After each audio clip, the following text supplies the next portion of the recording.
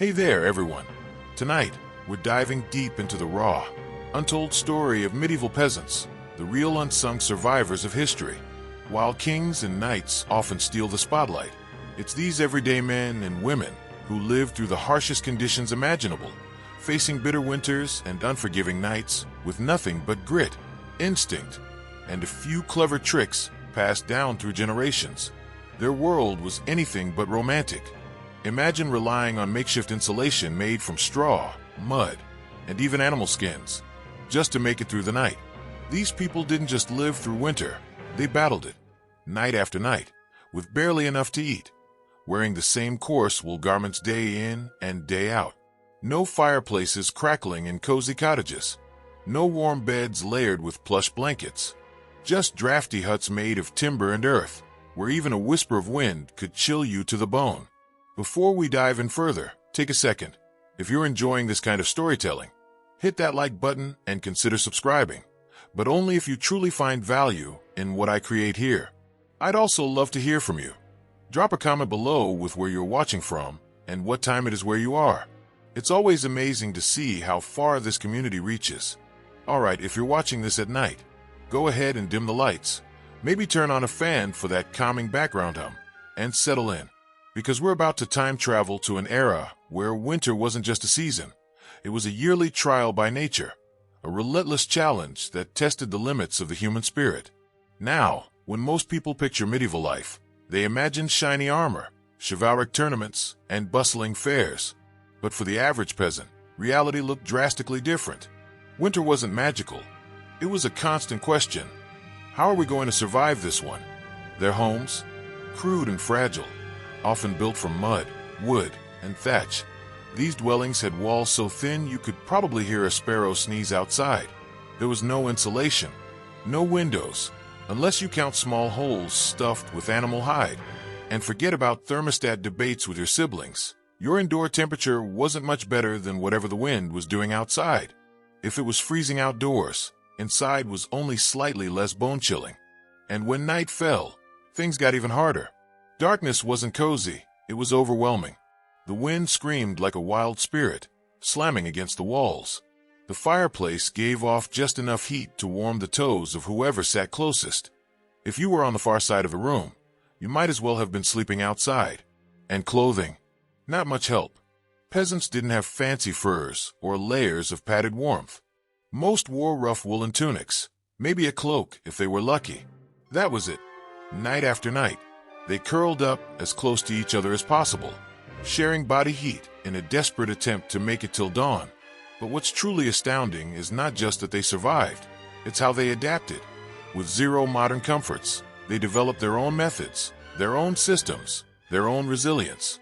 That's what we're exploring tonight. The incredible strategies, small victories, and quiet bravery of people history often forgets, but whose spirit still echoes through time. Let's set the record straight. If you think bundling up in a hoodie and some fuzzy socks makes you ready for winter, you've got nothing on medieval peasants. Their winter wardrobe was basically a handful of scratchy wool garments that smelled suspiciously like goats, and layering them didn't make you feel cozy. It just made you a slightly warmer, sadder version of an onion. A very cold onion. Forget plush blankets or soft mattresses. Beds, if you could call them that, were little more than sacks stuffed with hay or straw, sometimes with a few old reeds thrown in for good measure. And bonus, you might get some uninvited guests, fleas, bugs, maybe even a curious rat or two, because nothing screams luxury quite like sleeping on what amounts to a livestock buffet. Cold wasn't just uncomfortable, it was life-threatening. Hypothermia and frostbite weren't rare, they were seasonal companions. Death from exposure was a constant shadow, especially for small children and the elderly. Every morning you woke up still breathing was a small victory, worthy of celebration, maybe with a slightly less frozen turnip for breakfast if you were lucky. Surviving a medieval winter wasn't about comfort, it was about endurance. You'd throw on every piece of cloth you owned, huddle next to your livestock for warmth, and pray you didn't wake up with icicles forming on your eyebrows. And the fun was only just beginning. Think your apartment is drafty because the window doesn't close all the way. Try living in a structure so breezy it could double as a wind tunnel with a roof. Most peasant homes were what historians politely call wattle and daub construction. Translation: imagine a big basket woven out of sticks, plastered with a sticky, budget-friendly mixture of mud, straw, and yes, animal dung. Not because they were gross, because it was cheap. It worked, sort of. And let's be honest, there was plenty of it around. But these walls, no matter how lovingly smeared, didn't stand a chance against a proper winter storm. Icy winds slipped through every crack and crevice, twirling into the one-room huts like they were invited guests. And forget privacy. Forget heat. What you got was character building, whether you asked for it or not. And then there were the thatched roofs, quaint in appearance, sure, but after months of snow and rain, they began to sag, leak, and occasionally welcomed curious woodland creatures from above. Imagine a peaceful winter night, and then a squirrel drops in unexpectedly during your dinner. That's real medieval ambience. Windows, if they existed, they were hilariously small and often covered with thin animal skins or crude wooden shutters. Glass was so prohibitively expensive that even the local lord might only afford a small pane. As for peasants, they just hoped the wind didn't rip the hide off mid-blizzard. Floors? Not really a thing. Most homes had simple packed earth beneath their feet. During heavy rain or snow, the ground would soak through, turning your floor into a muddy, semi-frozen mess. Technically, that's indoor plumbing. If your plumbing hated you and wanted your socks to rot, every step inside your own home could feel like trudging through a swamp made of cold. Cold above, cold below, cold inside your bones. It wasn't just physical discomfort. It was an all-out sensory assault. But peasants didn't exactly have the luxury of complaining. They adapted. They got creative.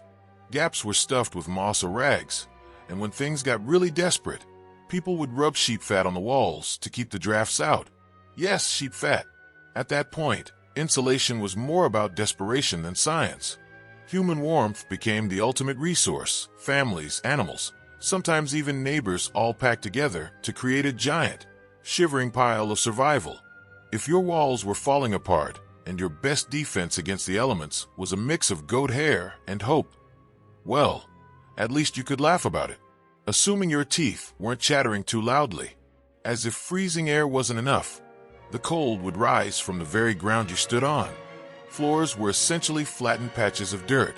If someone had tossed some straw or reeds down, you were living in style. But straw flattened quickly, grew mold even faster, and added a crunchy soundtrack to your already miserable nights. Some homes added layers of reeds that were periodically topped off with new ones without removing the old. Over time, this created a thriving ecosystem of decay, insects, and whatever else decided to call it home. Imagine medieval carpet padding. If your carpet was slightly damp, smelled like a barn, and maybe tried to crawl away at night. Beds, still no relief. They were basic wooden frames stuffed with surprise. More straw, no pillows, no memory foam, just lumpy, crunchy discomfort that did little to fight the cold radiating up from the frozen ground. Tossing and turning wasn't about restlessness. It was a survival tactic to keep one side of your body from going numb. Medieval peasants didn't beat the cold. They learned how to exist in spite of it. A good night of sleep wasn't defined by dreams or restfulness. It was defined by whether you woke up with all your fingers and toes still attached. And if there was a single unsung hero of these brutal winters, it wasn't the roof, the walls, or even the layers of dung-plastered insulation. It was the fire, that stubborn, crackling flame at the heart of every peasant home. This wasn't some romantic hearth with a stone mantel and a chimney pulling the smoke out cleanly. This was a basic pit in the floor, maybe a few stones around it, burning whatever could be scavenged. Twigs, branches, dung patties. And the smoke. Oh, it didn't go up and out. It lingered, filling the room, stinging your eyes, seeping into your clothes and hair. You weren't just warming yourself by the fire. You were slowly marinating in it. Yet for all its flaws, that fire was a lifeline. It was the only real defense against the biting cold, the relentless dark, and the deep, creeping despair of a winter with no end in sight. Hello, everyone. Today, we begin with the remarkable lives and incredible resilience of medieval peasants, everyday heroes who, despite adversity, managed to survive some of the coldest and most brutal nights in history. From makeshift insulation tricks to communal sleeping strategies, their story is one of courage, ingenuity, and determination. So, before you get comfortable, take a moment to like the video and subscribe, but only if you truly enjoy what I do here. And let me know in the comments where you're tuning in from and what time it is for you. It's always fascinating to see who's joining us from around the world. Now, dim the lights, maybe turn on a fan for that soft background hum, and let's embark on tonight's journey together. When you think of medieval life, you might imagine knights and justs, grand feasts, and lively fairs. But for the average peasant, winter was less about merriment and more about survival. It wasn't just a season. It was an annual test of endurance, a particularly cruel teacher who didn't believe in second chances. You were likely living in a small hut made of mud and wood, with walls so thin you could probably hear a bird sneeze outside. No insulation, no windows, unless you count a small hole stuffed with animal skin, and definitely no thermostat wars with your siblings. The indoor temperature of your home was usually just a few polite degrees above whatever the weather was doing outside. If it was freezing out there, it was slightly less freezing inside. Congratulations, the nights were the worst. Darkness swallowed everything. The wind howled like an angry ghost, and the fire in the hearth crackled pathetically, doing its best, but mostly just roasting the toes of whoever sat closest. If you were on the other side of the room, sorry, you might as well have been camping outdoors in worse clothes. Your clothing didn't help much either. Peasants didn't have fancy fur coats or goose-down blankets. You had a few coarsely spun wool tunics, maybe a cloak that smelled suspiciously of goat, and a hope that layering them would turn you into some kind of human onion. Spoiler alert, it didn't really work. Forget snuggling under soft quilts. Beds were often nothing more than sacks filled with hay or straw, maybe with some old reeds added for good measure, and, as a bonus, a few fleas for extra company. Luxury? Your name is medieval peasant life. The cold wasn't just uncomfortable, it was dangerous. Hypothermia, frostbite, and outright freezing to death were constant risks, especially for young children and the elderly. Every morning you woke up still breathing was considered a small miracle and honestly worth celebrating, maybe with a slightly less frozen turnip for breakfast. So yes, surviving a medieval winter wasn't about comfort. It was about gritting your teeth, piling on every piece of cloth you owned, huddling with your livestock, and praying you didn't wake up with icicles hanging from your eyebrows. And the real adventure was just beginning. If you think your apartment is drafty because the window doesn't close properly, medieval peasants would like a word. Their homes weren't just drafty, they were basically wind tunnels with a roof. Most peasant houses were what historians politely call wattle and daub construction. Translation: sticks interwoven like a giant basket smeared with a charming mix of mud, straw, and animal dung. Yes, dung. They weren't trying to be gross. Dung was a sticky, cheap insulator, plus it was always readily available. Let's just say these walls, no matter how lovingly smeared, didn't stand much chance against a proper winter storm. The cold wind found every crack, every gap, and danced merrily into the one-room homes, swirling around and ensuring you never got too comfortable. Privacy? Absolutely none. Heat? Not really. Character building? Definitely. Then there were the thatched roofs. They looked picturesque, sure, but after a few months of rain and snow, they sagged, leaked, and occasionally let in the local wildlife. Nothing says cozy night like a squirrel dropping into your dinner. Windows, if they existed, were ridiculously small and usually covered with thin animal skins or wooden shutters. Glass was so expensive that even the lord of the manor probably couldn't afford more than a small pane. Peasants, they were happy if the wind didn't rip the hide off the wall in the middle of a snowstorm. To make matters worse, the floors were often just compacted earth. When it rained or snowed heavily, the mud seeped through the ground, so technically you could say they had indoor water features, but not that they liked it. In winter, every step inside your own home could feel like trudging through a frozen swamp. Cold from below, cold from above, cold from within. It was a three-dimensional assault on your body heat. But medieval peasants weren't the complaining type. Gaps were filled with moss, old rags were stuffed into the worst drafts, and people huddled close together. Human insulation at its finest.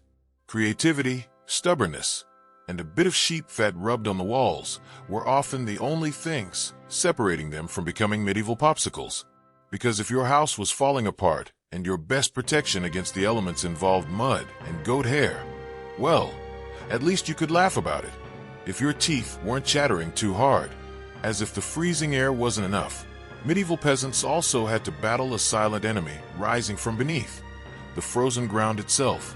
Floors weren't really floors back then. They were just slightly flatter patches of earth inside your house. Maybe, if you were lucky, someone had thrown down some straw or old reeds to give you the illusion of comfort. But make no mistake, you were sleeping an insult away from the cold, hard ground. And oh, that cold was relentless.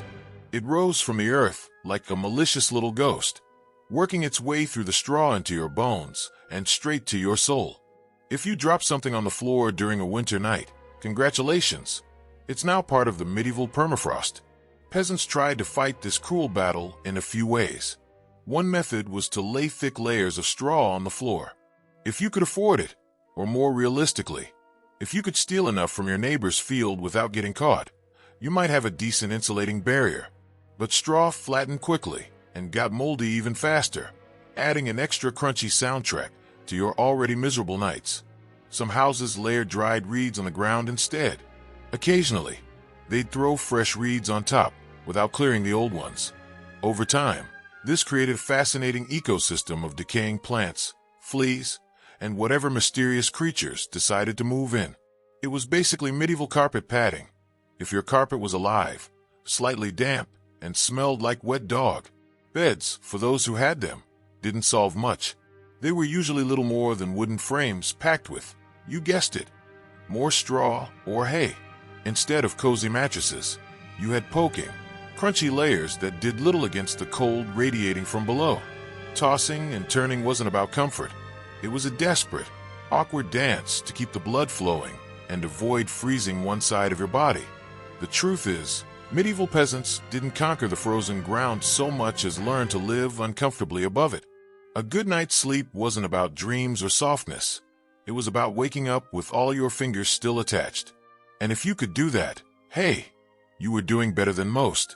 If medieval homes had a single hero during winter, it wasn't the roof or the walls, or even the brave layers of dirt and dung insulation.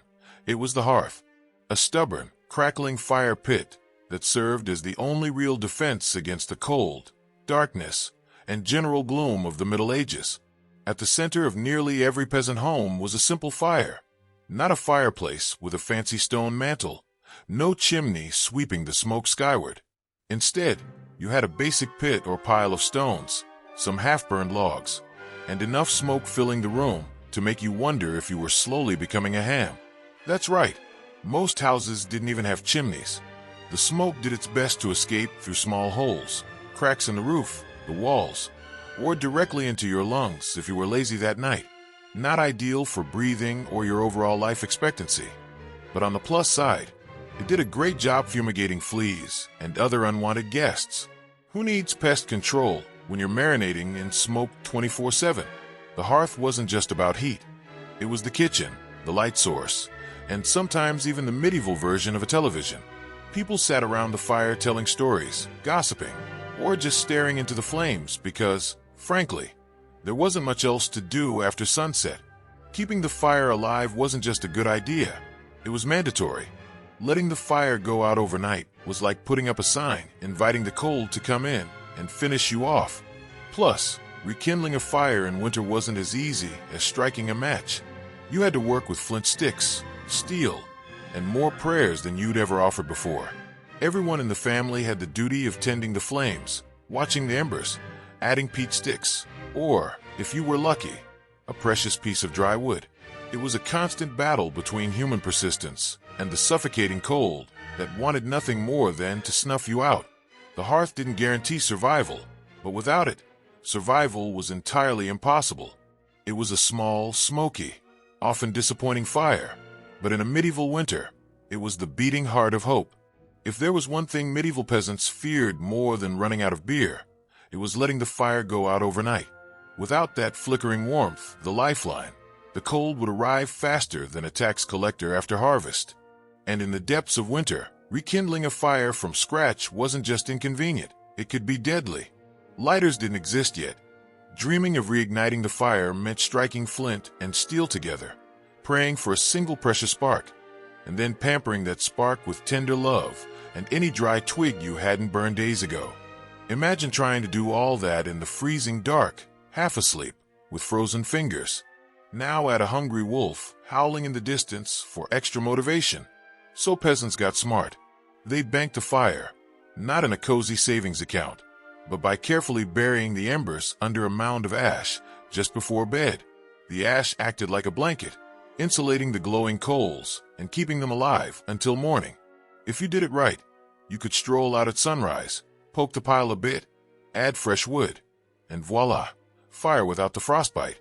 But if you did it wrong, well, let's just say mornings got a lot colder and a lot grumpier.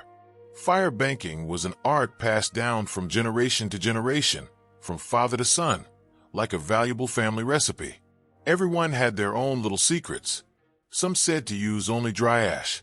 Others insisted a bit of moisture was. How to survive winter as a medieval peasant. A guide that definitely doesn't smell like roses.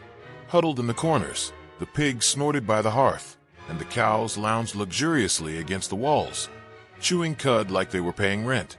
It wasn't glamorous, far from it. If you've ever been stuck in a car during a summer road trip with someone who forgot to shower, imagine that. Now make it a cow. In winter, and there's literally nowhere else to go. The smells, legendary. The perfume of a shared winter was something fierce. You didn't need to light a candle. Your nostrils were already on a wild ride. But medieval peasants developed a superpower, selective smelling. They didn't complain much, because they knew an uncomfortable truth.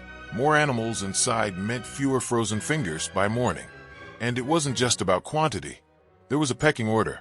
Cows, being the biggest and warmest, usually got center stage. The family's goats were allowed to snuggle close for warmth, and because, let's be honest, goats were going to get in somehow anyway. Chickens perched on rafters or old baskets. And pigs didn't care. They flopped wherever they wanted, probably right in the middle of the floor. Of course, sharing your bedroom with livestock wasn't without risks. Imagine drifting off peacefully only to be rudely awakened by a chicken deciding your hair is a great perch, or stepping barefoot onto something suspicious. Yes, medieval mornings could be full of surprises.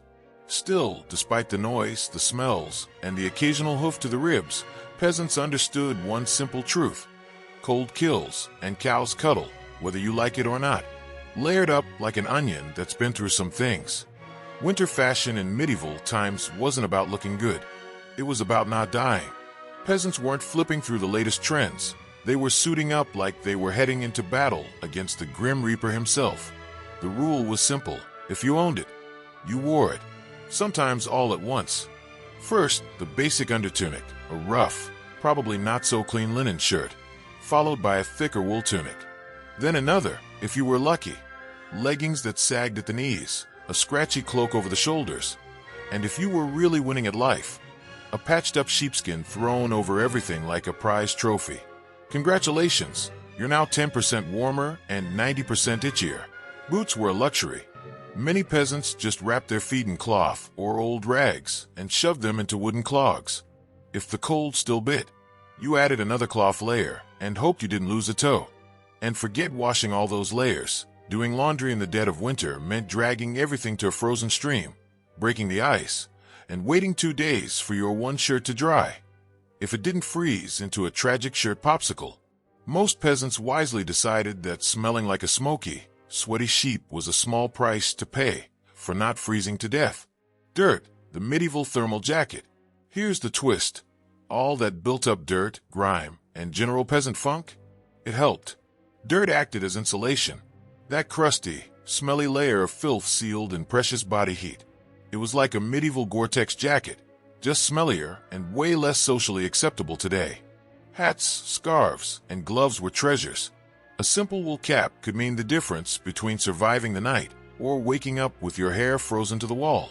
Gloves were often homemade from scraps of cloth or leather, looking more like failed sock puppets than anything fashionable. Kids were especially bundled up until they resembled overstuffed root vegetables waddling around the house. The goal was to trap every ounce of body heat. Style, elegance, never heard of them. So next time you complain about wearing too many layers on a chilly day, remember, medieval peasants walked around in half their wardrobe at once, looking like lumpy bags of laundry, and considered themselves lucky. Dirt, not just a lifestyle, a strategy. In the Medieval Peasant Handbook, dirt wasn't just something you scraped off. It was a survival tool. Staying dirty wasn't a sign you'd given up on life.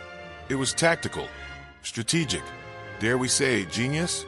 See, winter posed a very specific threat. Heat loss. Clean clothes, especially freshly washed linens, were surprisingly terrible at keeping you warm. Breathable? Sure, but when the air temperature hovered between hypothermia and instant regret, breathability wasn't exactly a selling point. Enter dirt.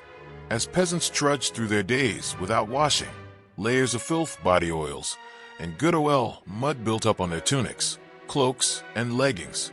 Over time, this natural armor filled the tiny gaps in the fabric, making the clothes more wind-resistant. It was medieval waterproofing, just a bit funkier. Some folks even believed washing too often in winter could make you sick. Better to keep that wholly protective dirt barrier intact. Bathing was rare, laundry even rarer, and soap, when it existed, was saved for special occasions like when the bishop came to visit or right before you died. Instead of changing clothes, peasants just kept layering new ones on top. By month's end, you were a walking museum of the past 6 weeks, each stain telling a heroic story of "I slipped in mud and didn't die." To outsiders, medieval peasants may have looked and smelled like hygiene had lost a war, but they knew better. That crunchy tunic? It was a thermal shield against freezing death. Not glamorous, but neither was dying because you wanted to smell like flowers. Medieval beds, straw, suffering, and survival. If you think medieval peasants spent their winters snuggled in downy feather beds with embroidered quilts, think again. The reality was a bit more rustic. And by rustic, we mean, let's sleep on a pile of dead plants and hope for the best. A good peasant bed was usually a rough wooden frame, if you could afford one, topped with a big sack stuffed with straw or old reeds. That was it. No memory foam, no lumbar support, no five-star hotel fluff. Just a crunchy, lumpy, slightly pokey mess that smelled faintly of barn and regret. Some peasants skipped the frame entirely and threw the straw right on the dirt floor. A luxurious, ground-connected sleeping experience that modern influencers would probably rebrand as Earthcore Rest. Straw mattresses weren't just uncomfortable, they were temporary. Over time, the straw flattened, got moldy, attracted bugs, and turned into a biohazard. Changing the straw was a big deal, usually done a few times a year, if you were diligent, or whenever your bed started moving on its own. Reeds were a popular alternative. Sometimes they were mixed with herbs like lavender or rosemary to mask the overwhelming scent of daily life. They smelled nice for about a day. After that, they just became part of the trampled mudscape inside the house. And let's not forget the roommates. Fleas, lice, and other delightful creatures loved straw beds almost as much as the peasants did. If you woke up scratching more than you slept, congrats. You were living the authentic medieval experience. Despite the hardships, those humble beds were life-saving. Piles of straw provided crucial insulation from the frozen ground, and huddling together on top created warm pockets of shared body heat. Medieval central heating at its finest. So the next time you sink into your cozy mattress, with orthopedic support and temperature-regulating sheets, remember, somewhere out there, a medieval peasant is smiling at you through history with a mouthful of missing teeth and saying, "Must be nice." The Draft War, Medieval Home Edition. When your house is made of sticks, mud, and optimism, you learn fast that winter breezes aren't just annoying, they're personal attacks. Medieval peasants didn't just battle the cold outside, they battled it inside their own homes, armed with whatever they could jam into the cracks. And trust me, there were a lot of cracks. Warped walls, crumbling daub, sagging straw. The cold seemed to find new ways in every night, like a petty ghost with a grudge. Sealing the house became an art form. Peasants stuffed gaps with moss, straw scraps, old cloth, dried grass bundles, and sometimes even animal hair. If it was soft, squishy, or vaguely insulating, it got shoved in a hole somewhere. Some especially determined souls slathered extra layers of mud and manure on the outside walls as a winter project. Imagine standing out there in freezing weather, flinging cold poop at your own house and muttering, "This is fine. This is luxury." Because in a way it was. When your house is made of straw and sheer determination, straw, though cheap and plentiful, was not exactly waterproof, especially after 1 or 2 rounds of rain and snow. During particularly wet seasons, peasants patched holes in the roof with rags, bundles of wool, or, in moments of true desperation, clumps of grass stolen from the nearest field. Over time, the house started to resemble a sad little patchwork quilt, the kind made by someone who gave up halfway through sewing. Doors, windows, if you had them, you were lucky. But even then, they were little more than wooden planks clinging to the wall by rusty nails and stubborn hope. Holes in windows were often covered with animal skins or thick cloth soaked in animal fat, which helped block the worst drafts and added a charming bonus aroma of mystery meat to the living space.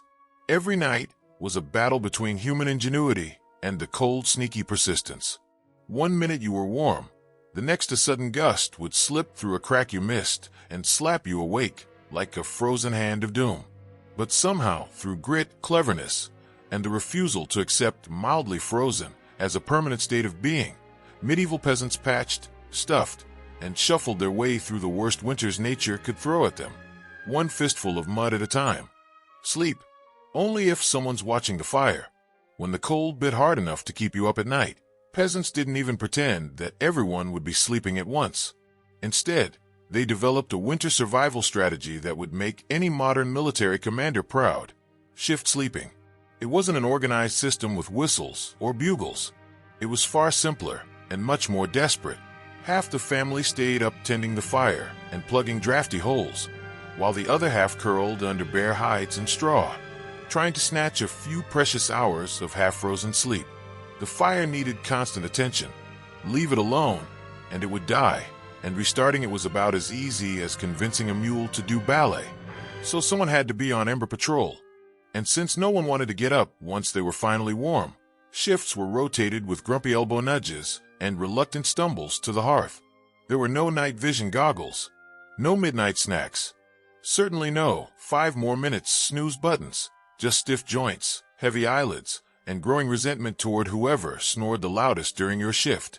Kids old enough to hold a stick were drafted early, learning fast that in winter, everyone did their part or froze trying. Grandparents were sometimes allowed to stay closer to the fire, partly for their wisdom, partly because getting up and down was basically an Olympic event. And when it was your turn to sleep, good luck. People moving, animals rustling, wind battering the walls, and the occasional brother elbowing you in the ribs mid-roll. Quality rest was a miracle. But despite the exhaustion, the system worked. Someone was always awake, always stoking the fire. The embers lived. And so, by extension, did the family. So the next time you whine about getting up to adjust the thermostat or let the cat out at 3 a.m., remember the medieval peasant, squinting at a smoldering fire in the dead of night, quietly wondering if toes were really that important anyway. Breathing, now a life or death decision. You know it's cold when you have to think about how to breathe, just to stay alive. Medieval peasants didn't fight the freezing air with just cloaks, fires, and desperate sleep schedules. They even adjusted their breathing to survive the night. The problem was simple: deep, open-mouthed breaths pulled icy air straight into your lungs. And in a world where pneumonia could kill you faster than you could say Ave Maria, that was a risk no one wanted to take. So peasants mastered the art of what we might call survival breathing. Instead of sucking in big gulps of air like they'd just run a marathon, they kept their breath slow and shallow, most importantly, through the nose. The idea was to gently warm the air a little before it reached their lungs. Not perfect, but better than coughing yourself into the grave by February. If you accidentally inhaled a big gulp of cold night air, congrats. You just bought yourself a week of hacking up chunks of what felt like your soul, with no doctor in sight and grandma treating you with hot onion tea and stern prayers. Some people even pulled part of their cloak or scarf over their faces while sleeping to create a DIY breathing barrier. Of course, that also meant waking up with a soggy bit of cloth frozen to your mouth. But hey, better than freezing from the inside out. Kids learned these tricks early. Parents would scold little ones for panting like dogs indoors during cold months. And honestly, between strict breathing rules, itchy wool layers, and sleeping next to a flatulent goat, medieval childhood winters were character building on a whole different level. At night, nestled into straw under layers of cloaks and beside a gently steaming cow, breathing became an art form. Just the nose, slow and steady, and as little air as humanly possible. A grim medieval version of a yoga retreat, just with more frostbite and fewer inspirational quotes. It wasn't glamorous. It wasn't pretty. But one shallow breath at a time, peasants made it through another night in the long, endless war against winter. Calories versus cold, the unexpected battle. In the unrelenting war against winter, medieval peasants discovered an unlikely secret weapon, a full stomach. Turns out, one of the best ways to fight off the cold wasn't another scratchy wool cloak. It was eating something hot and heavy right before bed. Calories meant heat. The more your body had to digest, the more it worked, and the more it warmed itself up in the process. That's medieval thermodynamics for you. A dense, heavy meal generated internal warmth and maybe, just maybe, helped you survive till morning. It wasn't always delicious. We're talking thick porridge, greasy stews, or lumps of barley mush that stuck to your ribs and your spoon. But it worked. And hey, when you're sleeping next to a pig, with frost creeping in through the roof, and your breath crystallizing in the air, you're not picky. You just want to wake up with all your toes still attached. How not to become a peasant popsicle, surviving the medieval winter. Before the age of electric blankets and programmable thermostats, surviving winter as a medieval peasant was less about comfort and more about strategy, grit, and sheer stubbornness. So, what did peasants pile onto their plates before a long, freezing night? Think thick, heavy stews packed with root vegetables like turnips and onions, and grains like barley or oats. Gruel if you were unlucky. Dense, chewy rye bread if you had better luck. And if you hit the jackpot, say, after a festival day or a successful slaughter, you might even find a salty hunk of pork or a slice of dried sausage bobbing in the pot. This wasn't Instagram comfort food. No delicate plating, no artisanal garnishes. Just a big brown, vaguely congealed mountain of warmth, designed to sit in your gut like a friendly brick, burning slow through the night. It wasn't just about eating. It was about eating smart. Foods that took longer to digest generated more internal heat, making fatty meals highly prized. Fat burned slower than lean meat, providing a steady warmth. A belly full of stew, questionable lard, and dense bread was the medieval equivalent of a winter luxury spa. Parents made sure even the pickiest kids ate their share. Nobody cared if little Thomas didn't like turnips. You ate the turnips or you shivered. Rough, yes, but effective. Medieval parenting 101. Of course, stuffing yourself at night came with a cost. You might be warmer, but you also risked a night of vivid, cabbage-fueled fever dreams as your stomach tried to process an entire root cellar's worth of vegetables. Was it worth it? Absolutely. Because peasants weren't chasing a Michelin star, they were chasing survival. And if that meant going to bed bloated and wheezing softly next to a steaming cow pit, so be it. Homegrown heating hacks, hay boxes, and hot rocks. Long before electric kettles and microwavable rice bags, peasants had to get creative with bedtime warmth. Enter the unsung heroes of the medieval winter, the humble hay box and the ever-glamorous heated stone. Let's start with the hay box. It sounds rustic, and it was, but the concept was genius. Take a sturdy wooden box, pack it densely with hay, and boom, you've got a slow cooker and heat trap all in one.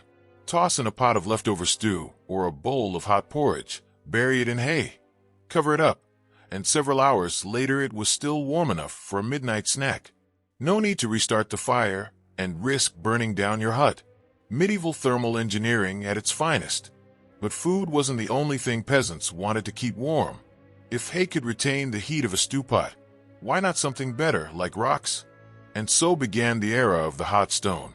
Before bedtime, someone, Usually an unlucky child who lost a family argument would toss a flat stone into the heart of the hearth and roast it until it was nearly too hot to touch, walking the line between useful and third-degree burn.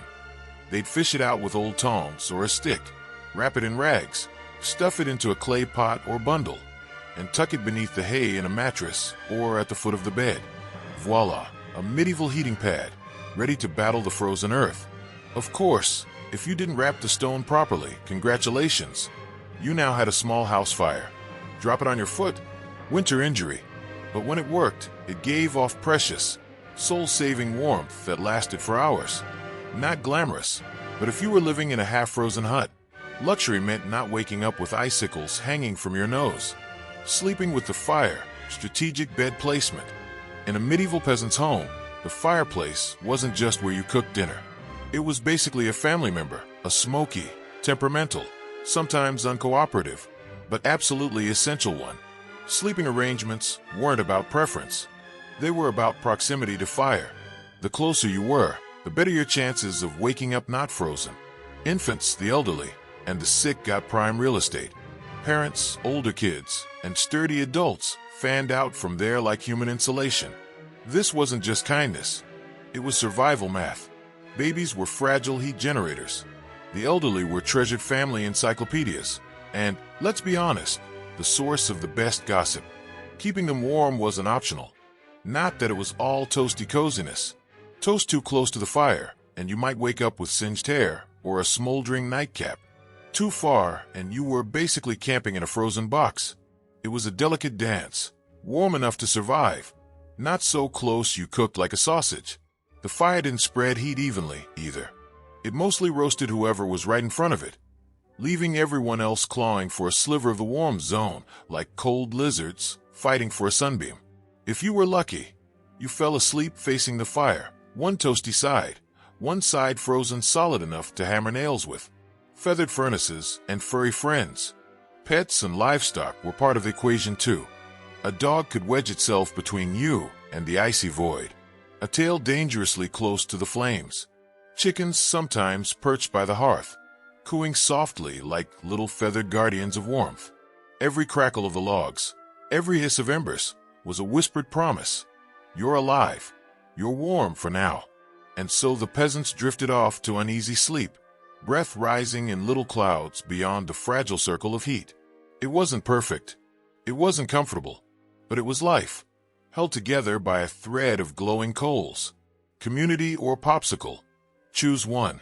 In the medieval world, no one survived winter alone, unless they wanted to become a very stylish ice sculpture by January. Survival wasn't just a family affair. It was a village project, a loud, messy, communal act where everyone's warmth depended on everyone else's. Peasants knew this. A roaring fire and a pile of hay only got you so far. If old Tom's chimney stopped smoking one morning, someone noticed. If he hadn't shown up at market or was coughing too hard last week, someone checked in. Not just because Tom owed them a chicken, although that helped, but because your neighbor's survival was tied to yours. Villages had unofficial winter watchers, young or old folks who couldn't work the fields but could keep an eye out for trouble. They were the medieval neighborhood patrol, minus the reflective vests and with more sheep. If a family's fire went out, it was an emergency. A good neighbor would dash over with a glowing ember wrapped in rags, or better, invite them into their own smoke-filled, overcrowded hut for the night. Yes, that meant squeezing 4 more bodies into an already cramped space, but it was better than digging them out of the snow in spring. Even food stocks were shared when things got dire. Salty meat, dried veggies, last handfuls of grain. Charity hurt, but losing people hurt more. Community meals might be the only thing standing between a starving winter and a staggering spring. Even kids got the memo. They helped haul wood, passed glowing coals, carried messages. No one was too small or too tired to help. And sure, villages weren't all sunshine and hugs. Fights happened over goats, fences, or borrowed cookware that mysteriously never came back. But when the cold bit down hard, old grudges got quietly shelved. After all, tomorrow you might need rescuing. In the frozen heart of winter, the village became one big, stubborn, occasionally dysfunctional, often hilarious family, determined to survive together. One muddy boot, one shared ember, one frozen smile at a time. Faith, the final layer of warmth. And when all else failed, when you'd eaten your stew, tucked your rock, stacked your family, and muttered curses at your smoky fire, you did the last thing left. You prayed. Not politely, not piously. Desperately. Repeatedly. Because when the wind outside screamed like demons and your breath fogged the inside of your blanket, you needed every advantage, including divine backup. Faith wasn't a once-a-week activity. It was sewn into every frostbitten night. Saints were invoked like magical thermostats. Holy symbols hung by the hearth. Bits of parchment slipped under pillows. Did it work? Who knows? But it made the cold feel a little less personal. And that hope, that warmth of belief, might just have been enough. How medieval peasants survived the winter. They knelt together, offering hurried prayers to keep the fire burning, the roof intact, and their toes attached. The mourning saints became more than distant sacred figures. They were the first line of defense against the winter. Saint Blaise, for instance, was invoked to protect against throat ailments. No small concern when a single icy draft could leave you coughing up your soul. Saint Nicholas wasn't just the jolly gift-giver of later legends. He was also called upon to shield families from sudden ruin during the lean and deadly months. Superstition wrapped itself comfortably around daily survival. Some families would sprinkle holy water near the hearth before sleeping, hoping to ward off evil spirits, or at least malicious drafts. Others marked doors with blessed chalk after certain feast days, begging warmth and fortune to find their way inside.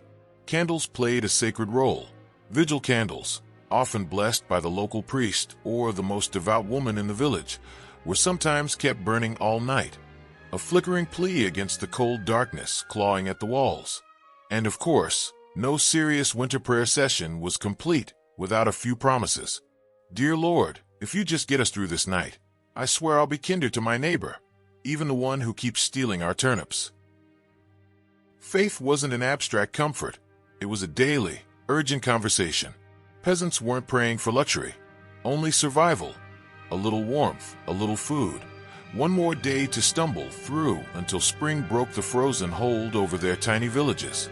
It was a raw, simple hope, whispered into smoky rafters, tangled in breathless prayers, hidden under itchy blankets, that somehow carried them through the endless, unrelenting nights.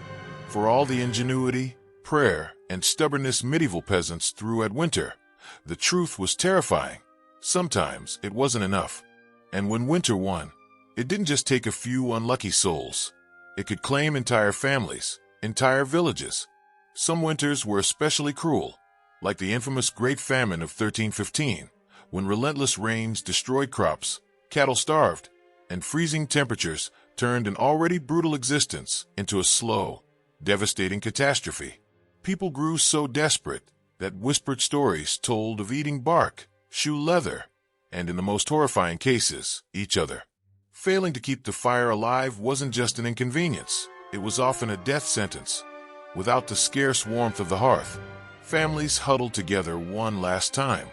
Neighbors sometimes stumbled upon entire households in the spring, their bodies still locked in each other's frozen embrace, as if trying to share one last flicker of heat. Homes could collapse under the weight of snow or ice storms, roofs caving in during the middle of a frozen night. Not just catastrophic, but often fatal. Dragging oneself through thigh-deep snow to beg shelter from a neighbor wasn't a guarantee of survival either, especially if those neighbors were already stretched to the breaking point. Disease also loved the cold. Hunger weakened the body, and tight, smoky homes became breeding grounds for pneumonia, bronchitis, and deadly infections. A simple cough in December could easily mean a funeral by January. And then there was the silent horror: blackened toes, frostbitten ears, limbs dying while still attached. Some villagers survived winter at the cost of parts of themselves, a grim badge of honor that declared, "I made it, but winter took a piece of me." What's more frightening than death is its eerie normalcy. People accepted that each winter, some of them would not see the thaw. Death wasn't unexpected. It was just another neighbor at the door, cloaked in frost, waiting its turn. Yet, in the face of bitter cold and constant threat, Medieval peasants pressed on in stubborn mourning, clinging to life, because as long as there was one ember in the hearth, one breath hanging in frozen air, there was still a fight worth fighting. When we look back at medieval peasants, frozen, muddied survivors of endless winters, it's tempting to see only hardship. The cracked hands, the frostbitten toes, the smoke-choked huts. But buried beneath all that struggle is something far more powerful, a legacy of stubborn ingenuity and unbreakable resilience. They had no central heating, no thermal jackets, no memory foam beds. They didn't even have the luxury of assuming they would live to see spring. But what they did have, and what they left behind, was a blueprint for resilience. Every straw mattress, every handmade fire, every moss-stuffed wall crack was a testament to human creativity under pressure. Faced with impossible odds, they didn't collapse into despair. They adapted. They learned from the land, from each other, from the bitter lessons carved by each brutal winter. Their communities were built on more than shared land. They were built on shared survival. They taught each other to watch over the sick, to stretch supplies when food ran low, to trust that helping a cold neighbor today meant someone might help you tomorrow. They lived by the understanding that no one survives the winter alone. Their faith was a form of resistance, too. They wove prayer into daily life, not just out of fear, but out of fragile, defiant hope. Hope that tomorrow might be a little warmer, a little brighter, that after 100 dark nights, spring would return, and life would find a way to push up through the frozen soil. And somehow it did, because of their sacrifices, because of their quiet and glorious victories. Surviving one more night, one more storm, future generations thrived. Bit by frozen bit, they pushed humanity through harsh winters, until warmth and comfort became common expectations instead of distant dreams. Their blood, sweat, and ingenuity are invisibly stitched into the lives we live now. Every cozy blanket, every warm house, every lazy winter evening spent sipping tea under soft lights. All of it is the final result of countless medieval peasants refusing to yield to the cold. So the next time the wind howls outside your double-glazed window, maybe think of them, the nameless, fearless ones who turned shivering survival into a living legacy. A single ember, a breath, one stubborn heartbeat at a time. And Bullen did not enter the world with a crown on her head or armies at her feet. Born around 1501, likely at Blickling Hall or Hever Castle, she was the daughter of Thomas Bullen, an ambitious diplomat, and Elizabeth Howard, a noblewoman with powerful family ties. In the grand scheme of Tudor society, Anne's birth barely caused a ripple. But from these modest beginnings, something extraordinary was taking root, a life that would one day change the course of English history. She stood out not because of her wealth, but because of her mind. She was clever, quick-witted, and by all accounts, magnetic. Recognizing her potential, her family sent her abroad to the continent, where her real education began. First, she served Margaret of Austria at the glittering court in the Netherlands, an experience few English girls could dream of. There, and absorbed the art of diplomacy, refined manners, and the subtle dance of European politics. But it was in France that Anne's brilliance was truly honed. She spent years in the sophisticated courts of Queen Claude and Queen Marguerite of Navarre, learning the language of influence, elegance, flirtation, wit, while other young women perfected their embroidery and mastered conversation, intrigue, and the art of commanding attention without seeming to seek it. By the time she returned to England in the early 1520s, Anne was something rare, a woman who could match the sophistication of continental courtiers. Though she carried the ambition of a rising English house, she was no classical beauty. Even her admirers admitted as much. But she was arresting. Dark eyes that sparked with intelligence, a musical voice, a way of moving that suggested purpose barely veiled beneath layers of courtly grace. And didn't simply enter rooms, she changed their gravity. At a time when a woman's fate was often sealed by birth and marriage, and refused to fade quietly into obscurity. She had seen the power that charm and intellect could wield in foreign courts, and she intended to wield it at home. And Bullen was still an untested, ambitious young woman, but history had already begun to stir around her. When, in return to the English court, she was unlike anyone the nobility had ever seen. In a world full of modest, pale English roses, and was a lightning storm, unpredictable, impossible to ignore. Her dark hair, bold eyes, and sharp, quick reasoning set her apart from the gentle, obedient ladies who filled King Henry VIII's court.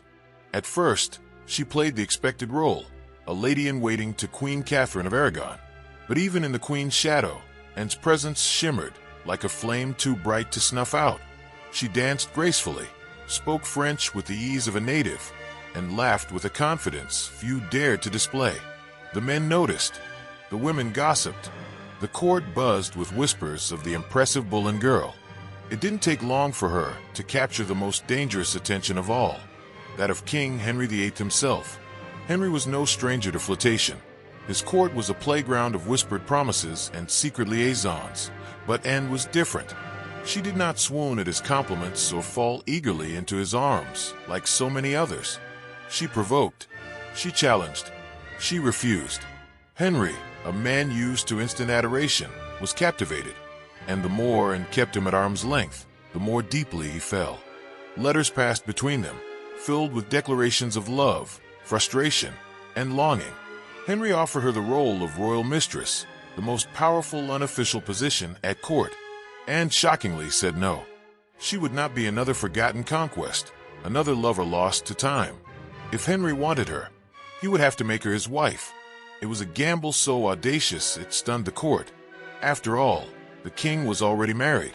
Queen Catherine was beloved by the people and fiercely protected by her nephew, the Holy Roman Emperor himself. Henry would have to defy the church to claim Anne. But Anne did not hesitate. She had lived in the courts of Europe, where queens wielded soft power behind lace fans and painted smiles. She knew ambition was a dangerous game, but it was a game she intended to win. In the candlelit corridors of the English court, Anne Boleyn made her choice, not to be merely admired, but to change her fate, and England's forever. What began as a passionate courtship between Henry and Anne soon erupted into a national crisis. Henry was not merely smitten, he was obsessed, and in that obsession, he was willing to tear down everything England had known for centuries.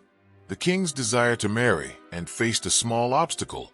He was already married to Catherine of Aragon. Catherine, dignified and resilient, refused to step aside.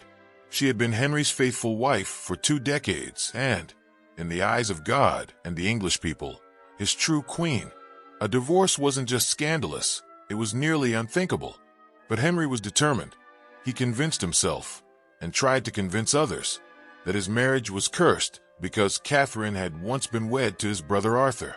Never mind that the Pope had granted them a special dispensation years ago. Now Henry insisted that his soul was doomed unless the marriage was annulled.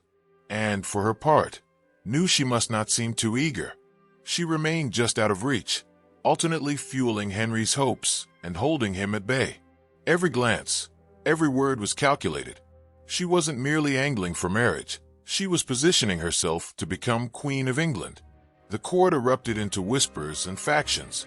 Some noble families eagerly courted Anne's favor, sensing the shifting winds of power.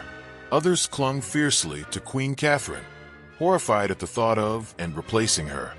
Diplomats wrote desperate letters to Rome. Monarchs threatened retaliation. Even Henry's own advisors shifted uneasily, sensing the ground tremble beneath their feet. As months turned into years, Henry's frustration deepened. He bombarded the Pope with petitions, maneuvered his lawyers to find loopholes, and slowly began to realize the church would not bend easily. Catherine had powerful allies, including her nephew, Emperor Charles V, the most powerful man in Europe. Still, Henry pressed on, defying counsel, tradition, and increasingly, the law itself. His courtship of and had become something far greater than personal desire.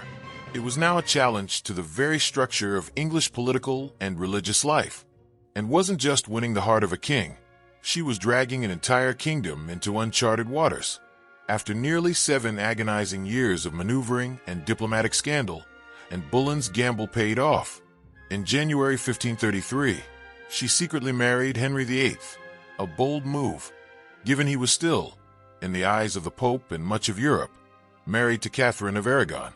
In June, Anne was crowned Queen of England in a lavish ceremony at Westminster Abbey. It should have been the crowning moment of her life. Yet the atmosphere was far from jubilant. The people of London watched with wary eyes. Some cheered, others muttered prayers for Queen Catherine. Many wondered whether this new queen, with her French manners and bold spirit, was a blessing or a curse, and entered her queenship not as a beloved figure, but as a storm. Unlike Catherine, who embodied the traditional English values of humility and piety, and was dazzling and provocative, a foreign-flavored, sharp-tongued force that would shake the monarchy to its core. And Boleyn, the queen who dared, she stood apart not because of wealth or beauty, but because of her mind. And Boleyn was intelligent, sharp, and by all accounts, magnetic. Recognizing her potential, her ambitious family sent her abroad to the continent, where her true education began. She first served Margaret of Austria at the brilliant Burgundian court in the Netherlands, a rare privilege for an English girl. There, she absorbed the arts of diplomacy, refined manners, and the subtle dance of European politics. But it was in France where Anne's brilliance was truly sharpened. She spent years in the cultivated courts of Queen Claude and Queen Marguerite of Navarre, learning the language of influence, elegance, wit, flirtation, while other young women perfected their embroidery and mastered conversation, intrigue, and the art of commanding attention without ever seeming to seek it. By the time she returned to England in the early 1520s, Anne was something rare, a woman who could rival the sophistication of any continental courtier. She carried not only the polish of France, but the ambition of a rising English house. She was not a classical beauty. Her own admirers admitted as much, but she was arresting. Dark eyes that glittered with intelligence, a musical voice, and a manner of moving that hinted at a fierce purpose beneath her courtly grace. And didn't just enter a room, she changed the gravity of it. In an age when a woman's destiny was often sealed by birth or marriage, and refused to fade quietly into the margins, she had seen how charm and intellect could wield power at foreign courts, and she intended to use that knowledge at home. When, in return to Henry VIII's court, she was unlike anyone the English nobility had ever seen. In a world full of pale, modest English roses, and was a storm, electric, unpredictable, impossible to ignore. Her dark hair, bold eyes, and quick, razor-sharp wit set her apart from the demure ladies who filled Queen Catherine's chambers. At first, she played the expected role, a maid of honor to Queen Catherine of Aragon. But even in the Queen's shadow, Anne's presence flickered like a candle too bright to extinguish. She danced with grace, spoke French like a native, and laughed with a confidence few women dared show. Men noticed. Women gossiped. The court buzzed quietly about the captivating Boleyn girl. And soon, she drew the most dangerous attention of all, the king himself. Henry VIII was no stranger to flirtation. His court was a playground of whispered promises and secret liaisons. But Anne was different. The more he fell, the further she pulled. Letters passed between them, full of yearning, frustration, declarations of love, and aching impatience. Henry offered her the role of royal mistress, the most unofficially powerful position a woman could hold at court, and said no. She would not be just another conquest, another forgotten lover. If he wanted her, he would have to marry her. It was a gamble so audacious that it shocked the court. After all, Henry was already married, and not to just any woman, but to Catherine of Aragon, beloved by the people and fiercely protected by her nephew, the Holy Roman Emperor. To claim Anne, Henry would have to challenge the church itself, and did not waver. She had lived in courts where queens wielded soft power behind fans and painted smiles. She knew ambition was a dangerous game, but it was one she meant to win. As the candlelit halls of the English court echoed with rumors and shifting loyalties, and Boleyn made her choice, she would not merely be admired. She would change her fate and that of England forever. What began as a passionate courtship between Anne and Henry soon erupted into a national crisis. Henry was not just in love, he was obsessed. And in that obsession, he was willing to destroy everything England had known for centuries. There was one problem. He was already married. Catherine, dignified and resilient, refused to step aside. She had been Henry's wife for over 20 years and, in the eyes of God and the English people, the true queen. Divorce wasn't just scandalous, it was unthinkable. But Henry, now convinced, or convincing himself, that their union had been cursed from the start, insisted that their marriage was invalid because Catherine had once been wed to his brother, and knew she had to remain elusive, measured. Every word, every glance, every silence was a calculation. She was not just aiming for marriage, she was positioning herself to become Queen of England. The court split into factions. Some nobles courted in favor, sensing the shift in power. Others clung to Catherine, horrified by the idea of her replacement. Diplomatic letters flew across Europe. Monarchs threatened retaliation. Henry's own counselors began to sweat under the weight of a crumbling tradition. Years passed. Henry bombarded the Pope with petitions, maneuvered legal arguments, and eventually began to understand that Rome would never bend. Catherine had powerful allies, including her nephew, Emperor Charles V, the most powerful man in Europe. Still, Henry pressed forward. His desire for and was no longer mere passion. It had become a revolution. And Anne, radiant and composed, stood at the very heart of the storm. In January 1533, after nearly 7 agonizing years, Anne secretly married Henry. In June, she was crowned Queen of England in a lavish ceremony at Westminster Abbey. But it was not a coronation universally celebrated. Many in London watched with wary eyes. Some cheered. Others whispered prayers for Queen Catherine, and was not welcomed with open arms. She entered her queenship like a thunderstorm, radiant, loud, and impossible to ignore. She ruled with flair and intelligence, wearing bold colors and commanding the court with swift authority. But her position, though glittering, was perilous. Everything depended on one thing, giving Henry a male heir, and understood this with devastating clarity. When she became pregnant, she and Henry were elated, certain the child would be a boy. But in September 1533, Anne gave birth to a daughter, Elizabeth. To her credit, Anne masked her crushing disappointment with grace. Henry, however, was less composed. His once adoring gaze flickered with doubt. Still, for a time, Anne's star burned bright. She reshaped the court in her image, elevated her family, and became the first queen in English history to be crowned with the sacred oil reserved for kings. Her influence was vast. Ambassadors sought her favor. Foreign alliances bent to her will. Henry, now emboldened by Anne's fire, severed ties with Rome and created the Church of England, just to make her queen. But in her triumph, dark clouds gathered. Rivals whispered. Friends became cautious. And Henry, fickle and restless, began to look beyond the dazzling woman who had upended a kingdom for him, and had won the throne. But to keep it, she would need more than charm, ambition, or love. And Boleyn had climbed higher than nearly any woman of her age. And the higher one climbs, the further one can fall. The pressure mounted, and suffered several miscarriages in quick succession. Each one weakened her body and eroded her standing.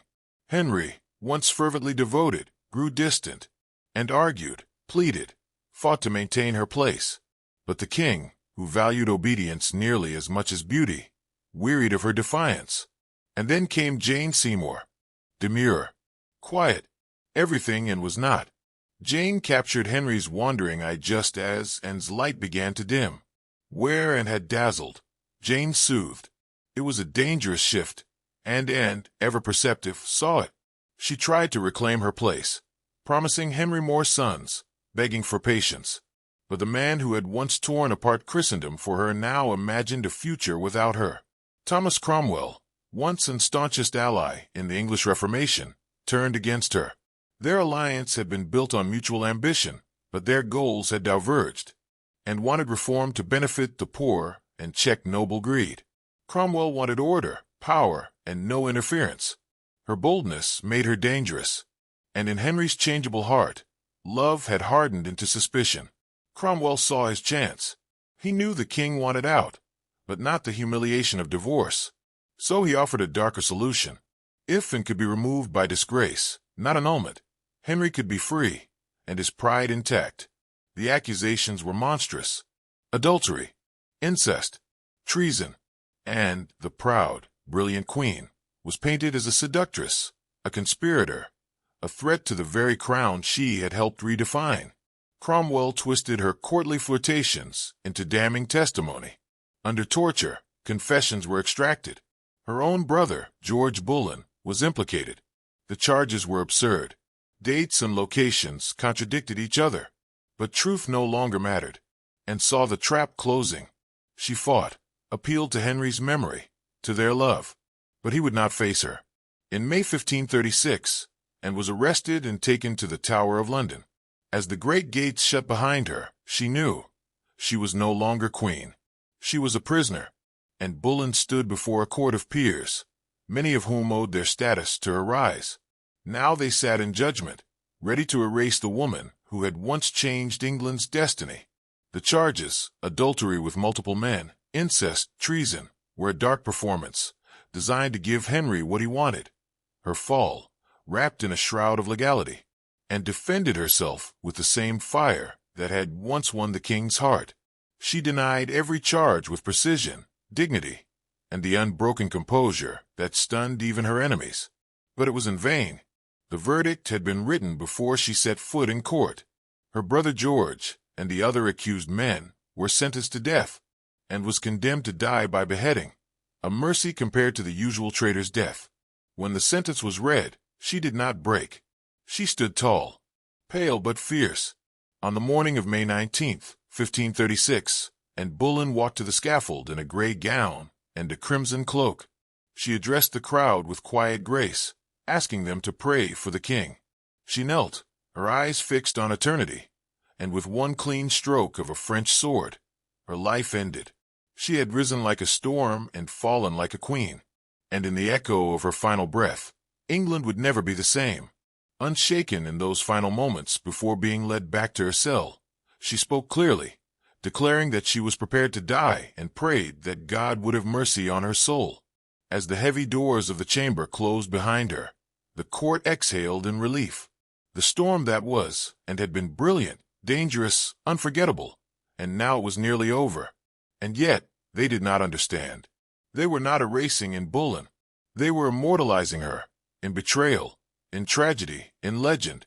After her trial, and Bullen was returned to the Tower of London, not as the triumphant queen who once commanded England, but as a condemned prisoner awaiting death, yet even facing the end, and refused to collapse. In the cold, echoing corridors of the tower, she prepared herself. She spent hours in prayer, kneeling on the hard stone floor, hands clasped tightly, voice unwavering. She confessed no crime, because she believed she had committed none.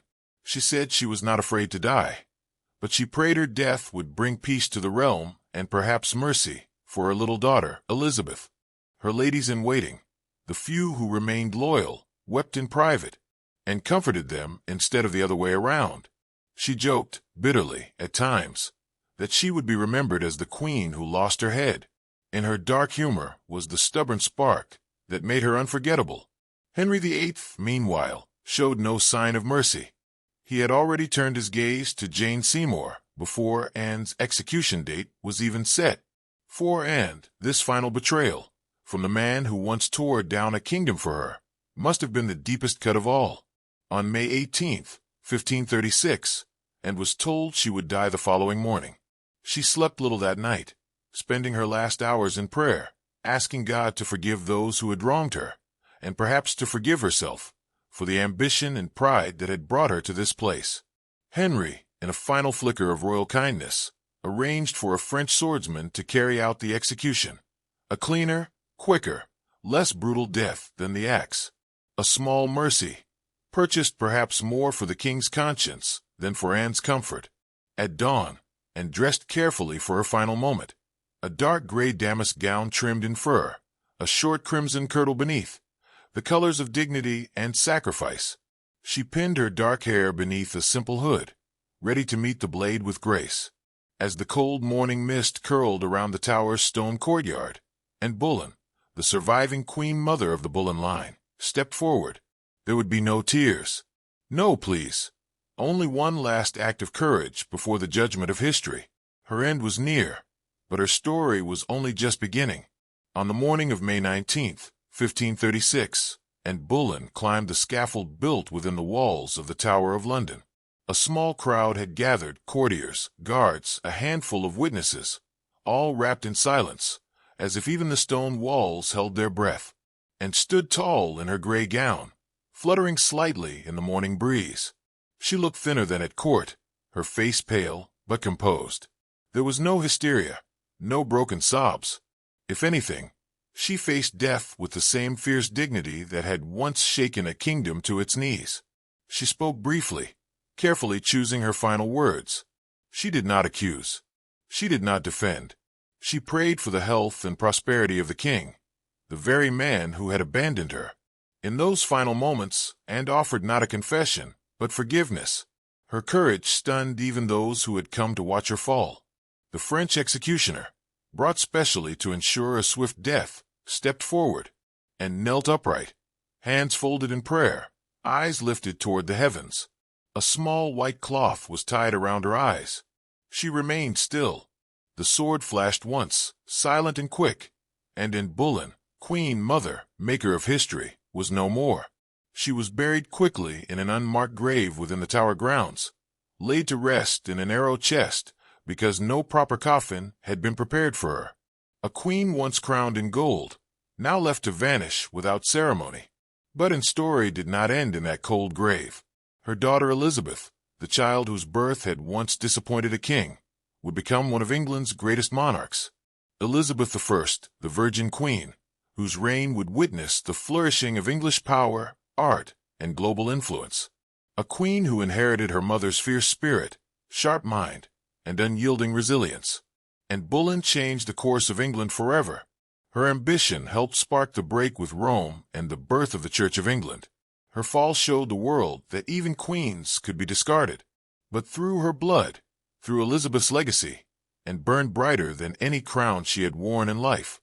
In the end, Anne Boleyn achieved a kind of immortality, not through survival, but through the indelible mark she left on history.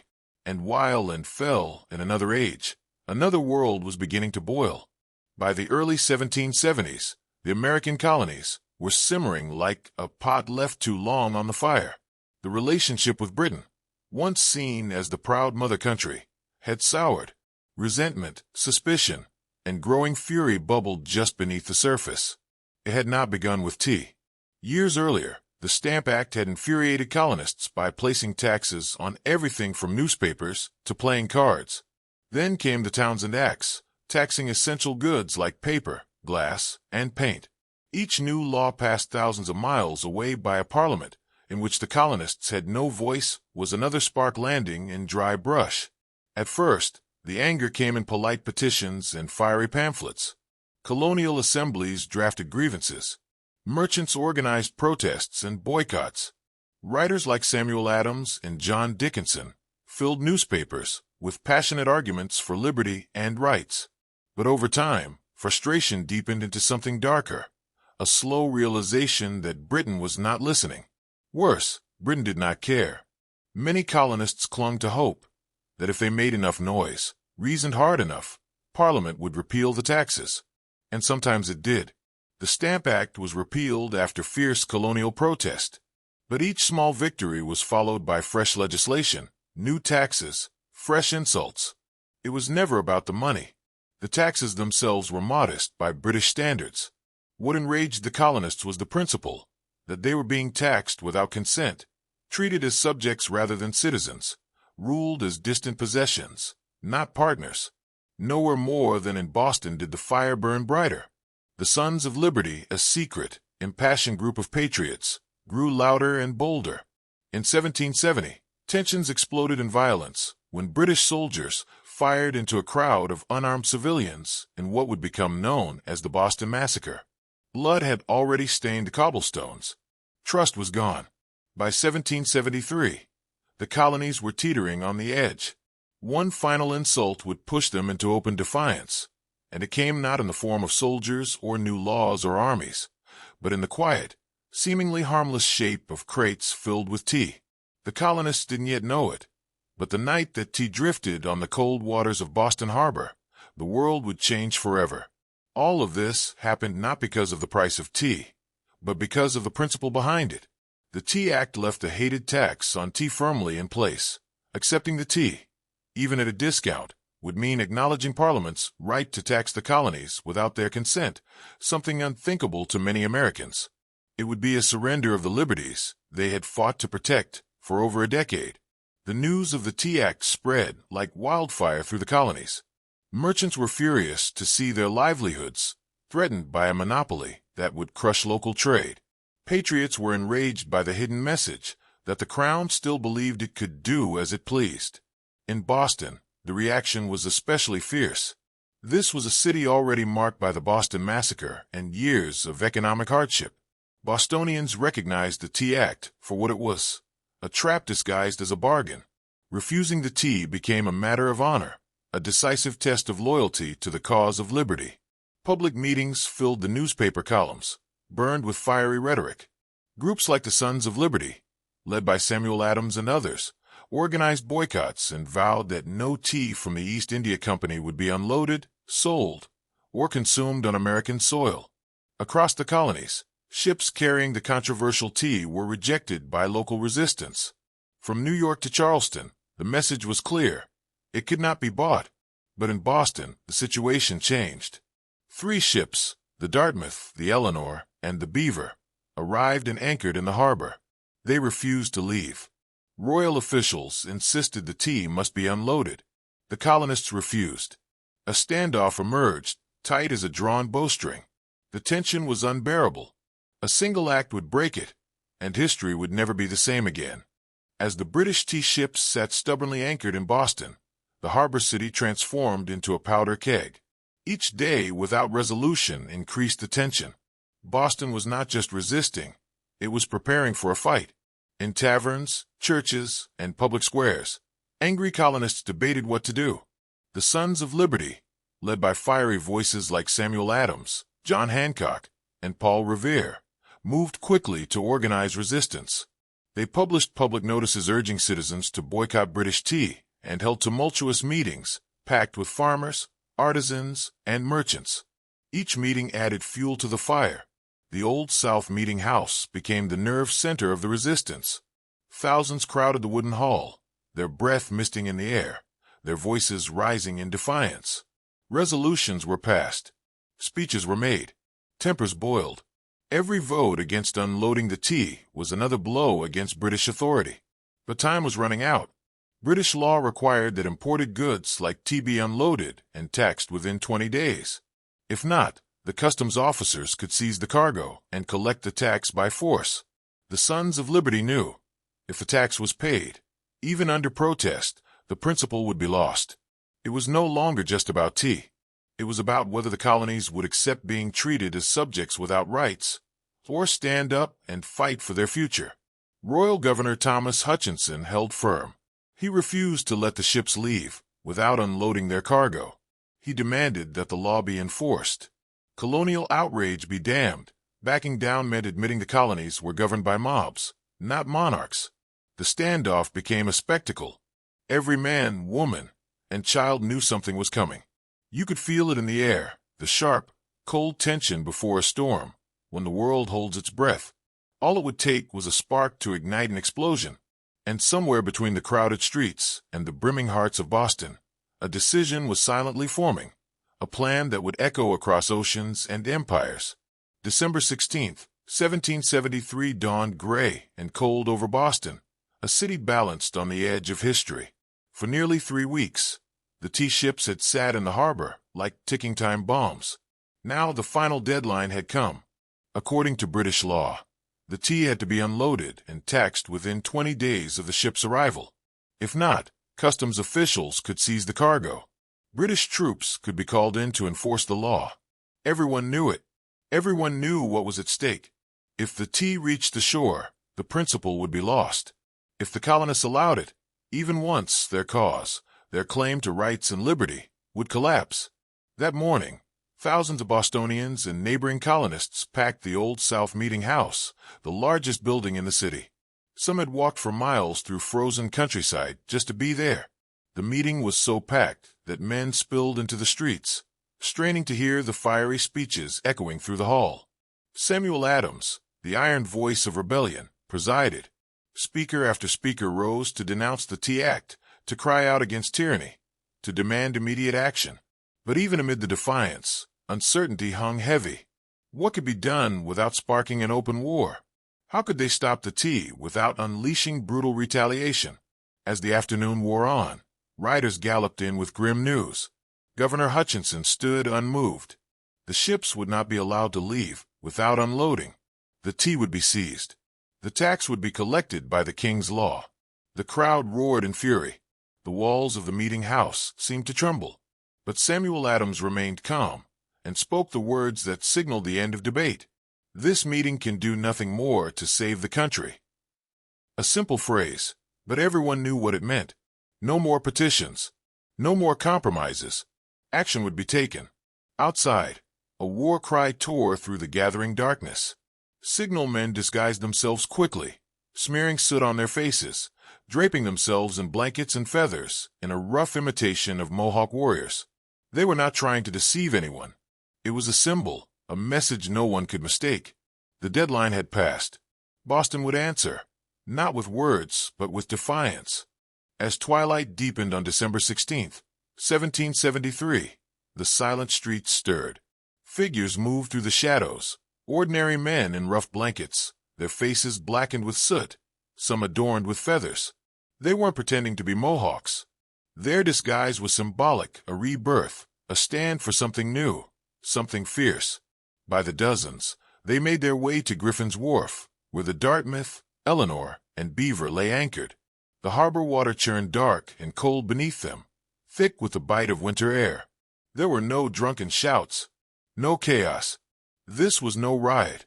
It was a mission, carried out with calm, relentless precision. Armed with axes and clubs, the disguised colonists stormed the ships, overwhelming the few crew members still aboard. No harm came to the sailors. They were pushed aside, forced to watch in silence as the operation began. Men pried open wooden chests with practiced blows. The fragrant scent of fresh tea spilled into the night air. Others tossed the crates into the sea, their heavy splashes echoing across the still waters. Chest after chest, 342 in total, were broken open and dumped until the black water swirled with thousands of pounds of tea leaves. Spectators watched silently from the pier.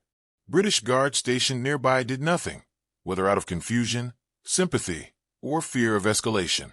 Some reports suggest that even among British loyalists, there was an understanding that something had changed, and it couldn't be stopped. The discipline was extraordinary. No cargo was stolen. No ship was looted for valuables. Only the tea, the hated symbol of British oppression, was targeted. In a city where hunger and hardship were daily realities, the men could easily have turned protest into plunder. They did not. When it was over, the harbor looked like a giant churning teapot, full of splintered crates and soaking leaves. The smell of salt and crushed tea filled the air with a strange, bittersweet aroma. The job was done. Quietly, the men vanished into the night, disappearing into Boston's alleys and side streets. They left behind no names, no leaders, no claims to fame, only the unmistakable mark of revolution. As the last broken chests floated in the dark water, Boston stood still, almost holding its breath. The Boston Tea Party was not a brawl or a drunken spectacle. It was something far rarer, an act of cold, deliberate defiance carried out under the cover of night. The port had become a whirlpool teapot, steeped in rebellion. The next morning, the city woke to the salty scent of tea hanging heavy in the air. The news spread like fire, by letter, by word of mouth, by newspaper. By noon, everyone, from apprentices to merchants, knew what had happened. Opinions split quickly. Among patriots, there was fierce pride. Ordinary men had stood against the world's most powerful empire and struck a blow for liberty. Among loyalists and moderates, there was horror. To them, the destruction of property was reckless, dangerous. Had the colonies crossed a line from which they could not return? Governor Hutchinson was furious in his mansion, not only at the destruction, but at the message it sent. If the king's authority could be so openly defied in Boston, where else might rebellion rise? British authorities were shocked. They had expected protests and boycotts, maybe another riot, like those of the Stamp Act years. They did not expect organized, disciplined revolutionaries to calmly destroy tens of thousands of pounds of royal property, without breaking a single window. The captains of the Dartmouth, Eleanor, and beaver could only watch helplessly as their cargo vanished beneath the waves. In the official ledgers, the loss was recorded as over 10,000 British pounds, a fortune. But the real loss wasn't measured in money or ruined tea. It was measured in trust and loyalty, in the fragile illusion that Britain still ruled its colonies by consent. The night the tea sank, something deeper surfaced, a shared, undeniable truth. The age of peaceful protest was ending. A reckoning was coming, and Boston was ready. When the news of the Boston Tea Party crossed the Atlantic and reached London, the response was swift and furious.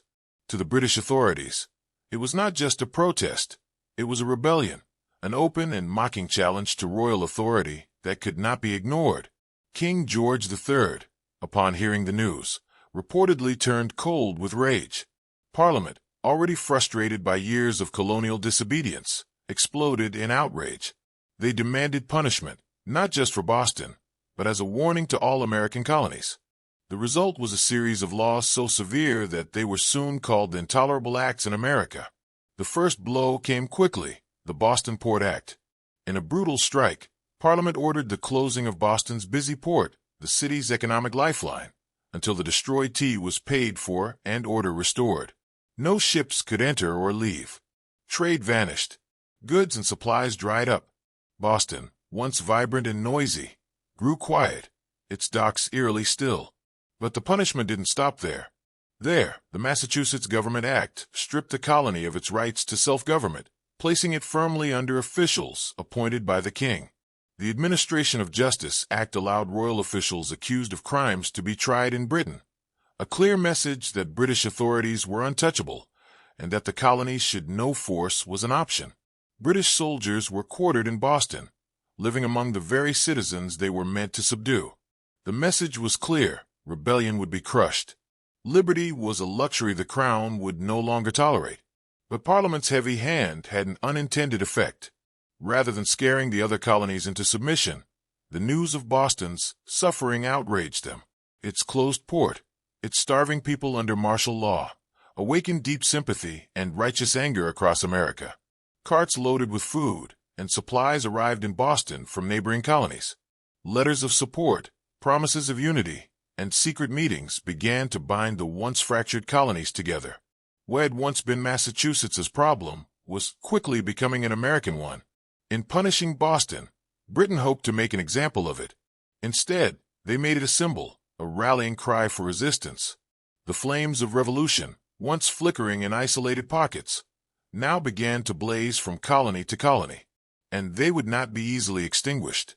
The punishment of Boston sent shockwaves far beyond the rocky shores of Massachusetts. Indignation turned to unity. For years, the colonies had acted like distant cousins, bickering, competing, divided by geography, religion, and trade rivalries. But when Parliament shut down Boston's port and stripped it of self-rule, Americans across the continent realized, if it could happen to Boston, it could happen to anyone. From Virginia to Pennsylvania, South Carolina to New Hampshire, the response was swift. Colonists sent cartloads of food, supplies, and letters of solidarity to the suffering people of Boston. Town meetings buzzed with anger. Newspaper printers worked day and night to spread the news. This was no longer just Boston's fight. It was everyone's. And so, in September of 1774, something unprecedented happened. The First Continental Congress met in Philadelphia. Representatives from 12 of the 13 colonies gathered under one roof to discuss a unified response. Men like George Washington, Patrick Henry, John Adams, and Samuel Adams, once merely regional figures, now stood side by side as architects of a growing movement. Their goal, at least officially, was still not full independence. Most still hoped for reconciliation, a return to the old relationship of mutual respect under the British Crown. But behind the polite debates and carefully crafted petitions, a new understanding was taking root. The colonies could no longer afford to stand apart. In Congress, they agreed to a widespread boycott of British goods. They pledged mutual support in the face of further British aggression. And they made it clear, any attack on one colony would be considered an attack on all. In taverns and meeting houses across the continent, ordinary people began to speak words that had once only been whispered. unity, resistance, liberty. Britain imagined that crushing Boston would end the rebellion. Instead, it bound the colonies together into something far more dangerous. A people who, despite their differences, were beginning to think of themselves not as scattered provinces, but as Americans. The winds of revolution were no longer just stirring. They were forming into a storm. And it was too late for Britain to stop it. The night the tea sank into Boston Harbor, it wasn't just crates that were destroyed. It was the illusion that the American colonies could remain loyal subjects forever. The Boston Tea Party had sparked a flame no king, no army, no distant parliament could extinguish. In the months that followed, that spark set fire to the colonies. What had once been protests, boycotts, and polite petitions turned into open resistance. Town militias began drilling openly. Storehouses filled with powder and shot. Men who had once toasted King George III in taverns now whispered of revolution under those same roofs. Boston became a symbol of sacrifice, battered but unyielding. The more Britain tried to tighten its grip, the more the colonies slipped through its fingers. Every ship that passed the silent, shuttered port of Boston was a quiet reminder that tyranny had met its match in America. When Parliament passed the Intolerable Acts, they meant to make an example of Boston, to scare the other colonies into submission. Instead, they made it a martyr, a rallying cry. From Georgia to New Hampshire, colonists realized their fates were bound together. Resistance was no longer about tea. It was about survival, identity, and freedom. By the spring of 1775, tensions had reached a boiling point outside Boston, in the villages of Lexington and Concord. British troops, sent to confiscate colonial weapons, instead met armed farmers, ordinary men ready to defend their rights with muskets. The first shots of the American Revolution rang out in a straight line traced back to that night when men chose principle over profit and dumped a fortune in tea into the harbor. The Boston Tea Party showed the world that revolution does not always announce itself with trumpets and banners. Sometimes it begins quietly, with a small band of determined people standing in the cold, choosing defiance over fear, and pouring tea into the sea. The colonists were not just rejecting taxes, they were rejecting an empire. And though the road ahead would be bloody, bitter, and uncertain, one thing became clear that night in Boston Harbor. The American colonies were no longer loyal subjects. They were something new, something dangerous. They were revolutionaries, and they were just getting started. Long before the towering pyramids of Giza, before the cities of Mesopotamia teemed with life, before Stonehenge rose against the sky, there was Carol, hidden in the dry valleys of the Peruvian coast. Carol emerged in silent majesty nearly 5,000 years ago, then vanished almost completely, swallowed by sands and forgotten by history. For centuries, the world didn't even know it had existed. The Soup Valley, where Carol thrived, seems at first glance an unlikely place for civilization to blossom. The landscape is harsh, the river dry, a thin silver thread winding through rock and dust. To most eyes, it appeared inhospitable, forsaken by life. But it was here, amid desolation, that one of humanity's earliest great cities took shape. Carol was not just a scattering of huts or a temporary trading post. It was a planned city spanning over 150 acres, filled with pyramids, plazas, residential neighborhoods, and ceremonial spaces. It had the scale, purpose, and vision of a complex society that flourished centuries before the Egyptians began stacking stones into their own pyramids. The people of Carol achieved all this without the wheel, without written language, and without metal tools. They built massive structures of stone and earth with nothing but ingenuity, communal effort, and the raw power of human will. Yet for thousands of years, Carol's existence remained a secret, even as travelers stumbled across its ruins. Across the strange, time-worn mounds scattered throughout the valley, they mistook them for natural formations, mere hills sculpted by the desert winds. No one imagined that beneath the sand lay one of the oldest cities in the world, a world that existed even before the civilizations that history books have crowned as the first. It wasn't until the end of the 20th century that archaeologists, led by Ruth Shady, uncovered the truth about what they had found buried in the dust of time, a discovery that would rewrite the history of the Americas and force the world to reconsider what it thought it knew about the birth of civilization. Carroll itself had risen, flourished, and fallen into complete anonymity. Now, after millennia of silence, its stones are speaking again, whispering of a peaceful and intelligent people who built a world of complexity and wonder in a land where life itself seemed impossible.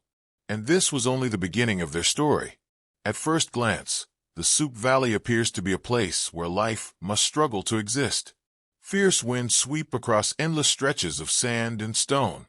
The sun beats down mercilessly, drying the land, baking the landscape into brittle, cracked sheets. Water is scarce. The river is a winding thread, fighting to survive. To the untrained eye, it's an arid desert, empty, forgotten by the gods. But the people of Carroll saw something different. They didn't see a desert to be feared. They saw a canvas to be shaped. They recognized the river, modest as it was, as the lifeblood of possibility. And so, with patience, ingenuity, and sheer determination, they transformed this relentless place into a thriving oasis of life and culture. Their first victory was agriculture. They learned to tame the river's seasonal floods by building simple, yet brilliant irrigation systems that channeled water throughout the valley. Where others saw sand and dust, they cultivated green shoots of hope: cotton, beans, squash, guava, sweet potato. Cotton, in particular, became their treasure. It was spun into fishing nets and textiles, feeding trade with coastal villages and creating connections that extended far beyond their desert home. But growing crops was only part of their mastery. The people of Carroll understood that survival in the desert required balance. They worked with nature, not against it. They built their homes and plazas from stone and earth, designed to withstand both the scorching heat and the rare, torrential rains that occasionally swept through the valley. They studied the stars and the seasons, planning their harvests with the precision of master astronomers. Trade became the veins and arteries of Carroll's economy. Dried fish, cotton fruits, and handcrafted goods flowed up and down the coast. In return, Carroll received exotic goods, rare, colorful shells from the Pacific, stones from the Andes, ideas from distant peoples. They were not isolated. They were connected. In a land where survival seemed impossible, Carroll thrived through innovation, intelligence, and community. They did not conquer the desert by brute force. They partnered with it, learning its rhythms, respecting its power, building a society that was not only functional but extraordinary. Against all odds, Carroll flourished as a beacon of civilization, and it was only beginning to emerge from the desert. The ancient guardians of Carroll's pyramids challenge everything we thought we knew about early civilization in the Americas. These were not crude, rudimentary structures built by primitive hands. They were enormous, deliberate works of architecture created by a people with vision, organization, and ambition. The centerpiece of the city was the Great Pyramid, one of Carroll's monumental structures. It stretched over 450 feet in length and rose nearly 60 feet above the desert floor, a feat of engineering comparable to the early wonders of the ancient world. Built with stone, mud, and woven reed bags filled with rocks, the pyramid was designed not only to withstand the harsh climate, but also to resist the violent earthquakes that occasionally shook the region. And withstand it did, standing silent against wind and time for nearly 5 millennia. But the pyramids of Carroll were not tombs. Unlike Egypt's massive funerary complexes, Carroll's pyramids served a different purpose. They were centers of ceremonial power, temples of public life, and gathering spaces. Their summits were crowned with wide and elegant stairways. Fires once burned atop these platforms, and rituals were performed under the infinite Peruvian sky. At the feet of the vast pyramids lay open, sunken circular plazas inviting thousands to gather for religious ceremonies, political meetings, and communal celebrations. Carroll's very urban design suggested society that valued community and order, a people deeply connected to one another and to the cosmos. Around the pyramids, small residential complexes were scattered, likely home to priests, administrators, artisans, and farmers. The pyramids themselves seem to have been strategically placed, aligned with celestial events, sunrises, solstices, and the cycles of the stars. The architecture of Carroll's people was not just practical. It was spiritual, mathematical, cosmic. Walking among the worn stones today, it's almost impossible not to feel a strange sense of awe. These structures were erected without metal tools, without the wheel, without pack animals, and yet they rose with a scale, symmetry, and precision that astonishes even now. The Great Pyramids of Kerala were not built for vanity, nor for war. They were built to connect earth and sky, community and cosmos, humanity and eternity. And they still whisper through the sands, telling a story that refuses to be forgotten. Among the ruins of Kerala, there is something profoundly different that sets it apart from so many ancient civilizations. No weapons have been found buried beneath its sands. No defensive walls surround its plazas. No mass graves suggest bloody conquest or internal conflict. Unlike the kingdoms that rose and fell through war, Kerala was a society built on peace. It is a revelation that defies expectations. Here was a civilization that flourished not through violence, but through cooperation, trade, and shared belief. The people of Kerala seem to have invested their energy not in armies or fortresses, but in architecture and astronomy, music and communal life. Their plazas and pyramids were not monuments to victory over enemies. They were centers of celebration, worship, and governance. This was a civilization that chose to gather rather than to conquer, to negotiate rather than to destroy. Trade was the lifeblood of Kerala's success. Cotton grown along the fertile riverbanks was transformed into fishing nets that were traded with coastal communities. In return, Kerala received dried fish, a vital source of protein, and exotic goods from distant places, colorful shells from the Pacific, precious stones from the highlands, even rare tropical fruits from faraway valleys. This vast trade network stitched the region together, uniting it. They passed by the strange, rounded hills that dotted the landscape, never suspecting that beneath their feet lay the ruins of a civilization older than the pyramids of Egypt. To them, these were merely distant communities, part of a peaceful network built on mutual benefit. And at the center of it all, Kerala thrived as a cultural, economic, and religious hub. Ceremonial life played a vital role in maintaining social harmony. The city's great public spaces and sunken plazas likely served as stages for rituals that bound people together under shared spiritual beliefs. Music filled these gatherings. Flutes carved from condor bones and drums made from deer hide created soundscapes that echoed through the desert, tying individual lives to something greater. Leadership, too, seemed to rely less on military force and more on spiritual authority and civic organization. The city's leaders must have coordinated massive construction projects, seasonal agricultural cycles, and complex trade agreements, all without leaving behind the brutal scars of war. In an ancient world so often defined by conflict, Kerala stands out as a brilliant exception, a reminder that civilization does not have to rise on the broken backs of the conquered. It can instead be built through the quiet power of collaboration, creativity, and trust. In Kerala, the stones still seemed to hum with the echoes of a long-vanished world. It was not just a city of buildings and commerce. It was a living city of sound, ceremony, rhythm, and spirit. Ritual and music were woven into the very heartbeat of Kerala civilization. Archaeologists, carefully excavating the dry sands, uncovered a treasure trove of ancient instruments. Flutes made from the bones of condors and pelicans, whistles fashioned from deer antlers, small drums stretched with animal hides. These artifacts were not simple toys. They were meticulously crafted and tuned to specific notes, designed to carry sound across the wide plazas of the city.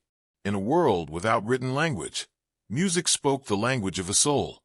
Imagine the deep hum of drums rising at dusk, flutes wailing like the desert wind, feet pounding in the sunken plazas as hundreds gathered under the dimming sky. Bonfires crackled atop the pyramid platforms. Priests, clad in intricately woven robes, chanted to the gods of the river, the earth, the stars. In those moments, Kerala was no longer just a city. It was a symphony. Even the city's layout suggests that ritual life was at its core. The great plazas were not mere open spaces. They were arenas for community ceremony, carefully designed to bring people together.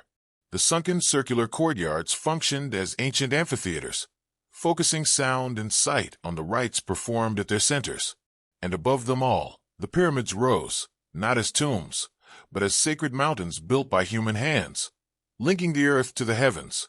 Rituals likely marked the changing of seasons, the cycles of planting and harvest, the movements of the stars. Music was not entertainment. It was a bridge between people, between nature and the divine, between the known and the great mysteries beyond. There were no violent murals, no terrifying gods of war, no blood-soaked altars in carol. The spiritual world here seemed to be one of harmony, celebration, and reverence. Even today, when the desert wind whistles through the ruins, you can almost hear the faint chords of ancient music, the forgotten songs of a people who found beauty, meaning, and connection in the heart of the harsh and endless sands. Carol was not only a place of trade and ritual and music. It was a marvel of engineering, a testament to human ingenuity in one of Earth's most unforgiving landscapes. Without metal tools, without the wheel, without draft animals, the people of Carol shaped a city of stone and earth that has endured for nearly 5,000 years. Their accomplishments were astonishing. Massive pyramids rose from the desert floor, not built from fragile little bricks, but from great stones hauled across the dry valley.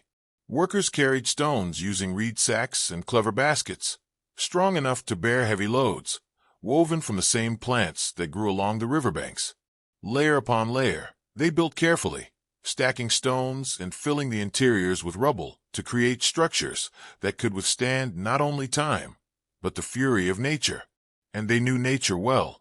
Carol lies in a region prone to violent earthquakes, yet its pyramids and plazas have survived largely intact. How? By mastering earthquake-resistant architecture.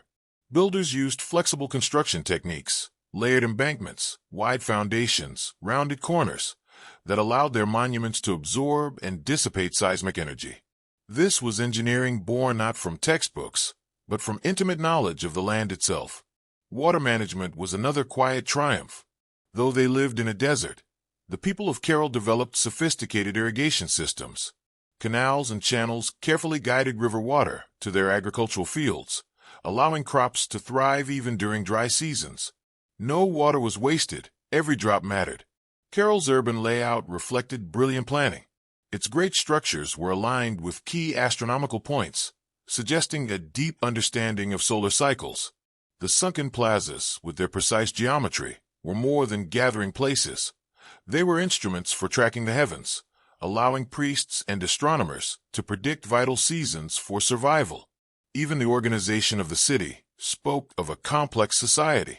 Residential zones, administrative areas, and ceremonial centers were all arranged in harmony and balance. Carol, echoes of a forgotten civilization. They passed by the strange rounded hills that dotted the landscape, never suspecting that beneath their feet lay the ruins of a civilization older than the pyramids of Egypt. To them, these were merely distant communities, part of a peaceful network of mutual benefit. At the heart of it all, Carol flourished as a cultural, economic, and religious center.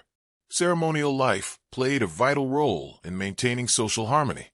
The vast public spaces and sunken plazas of the city likely served as stages for rituals that united people under shared spiritual beliefs.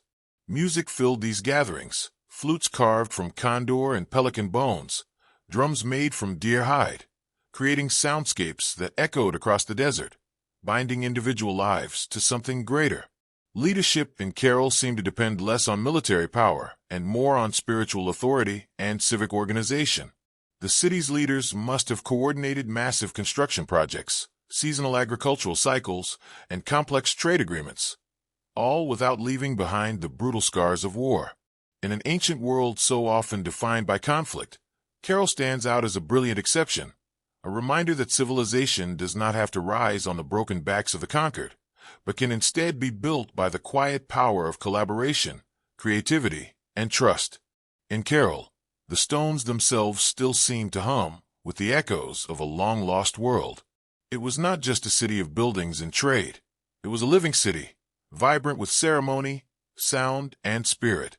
Music and ritual were interwoven into the very heartbeat of this civilization. Archaeologists, carefully excavating the dry sands, uncovered a treasure trove of ancient instruments. Flutes made from condor and pelican bones, whistles crafted from deer antlers, small drums stretched with animal skins. These were no mere toys. They were crafted with care, tuned to specific notes designed to carry sound across the city's wide plazas. In a world without written language, music spoke the language of the soul. Imagine the low hum of drums rising at dusk, flutes wailing like the desert wind, feet stomping in the sunken courtyards as hundreds gathered beneath dim light. Bonfires crackled atop pyramid platforms. Priests in intricately woven robes sang to the gods of river, earth, and stars. In those moments, Carol was not just a city, it was a symphony. The very layout of Carol suggests that ritual life was at its core. The great plazas were not mere open spaces, they were carefully designed stages for community ceremonies. Circular sunken courtyards acted as ancient amphitheaters, focusing sound and sight on rituals performed at their centers. Above them, the pyramids rose not as tombs, but as sacred mountains built by human hands, linking earth to sky. Rituals likely marked the changing of seasons, planting and harvest cycles, the movements of the stars. Music was not just entertainment, it was a bridge between people, between nature and the divine, between the known and the unknowable. There were no violent murals, no terrifying gods of war, no blood-soaked sacrifices. In Carol, the spiritual world seems to have been one of harmony, celebration, and reverence. Even today, as the desert wind whistles through the ruins, you can almost hear the faint chords of ancient music, the forgotten songs of a people who found beauty, meaning, and connection in the heart of the harsh and endless sands. Carol was not only a place of trade and ritual and music, it was a wonder of engineering, a testament to human ingenuity in one of the Earth's most unforgiving landscapes. Without metal tools, without the wheel, without beasts of burden, the people of Carol shaped a city of stone and earth that has endured for nearly 5,000 years. Their accomplishments were astonishing. Massive pyramids raised from the desert floor, built not with fragile mud bricks, but with enormous stones carried across the dry valley. Workers hauled them us. The layout of Carol itself reflected brilliant urban planning. Large structures were aligned with important astronomical points, suggesting a deep understanding of solar cycles. The sunken plazas, with their precise geometry, were more than gathering places. They were instruments for tracking the heavens, enabling priests and astronomers to predict seasons vital for survival. Even the city's organization spoke of a complex society. Residential zones, administrative areas, ceremonial centers, all arranged in harmony and balance. Community life was anchored by sacred spaces, built not just for the moment, but for generations. Today, as modern engineers marvel at Carol's resilience, they are reminded that greatness is not measured only by technology. Sometimes, the deepest wisdom lies in understanding the forces of nature, working with the earth, not against it. The stones of Carol have withstood storms, earthquakes, and the erosion of time itself. They remain a silent testament to a civilization that inscribed its dreams into the desert sands. For centuries, the city of Carol thrived, a beacon of peace, music, trade, and architectural mastery in the desert. And then, silently, almost without a trace, it was abandoned.